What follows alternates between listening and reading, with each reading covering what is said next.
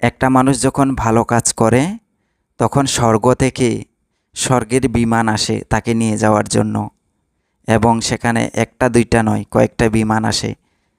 মানে সেখানে সেই বিমানের দেবতারা বলে, মানে আপনি আমার বিমানে আসুন। অমুক দেবতা বলে আপনি আমার বিমানে আসুন।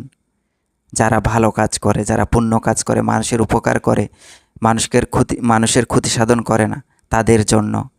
আর যারা মানুষের ক্ষতি সাধন করে, মানুষকে মারার একটা ফাঁদ সৃষ্টি করে দেয়, মানুষকে মারার জন্য এই বিভিন্ন ধরনের কার্যক্রম সৃষ্টি করে বা সৃষ্টি করে থাকে, বা হত্যা করার জন্য তাদের একে মানে একটা কার্যক্রম সৃষ্টি করে।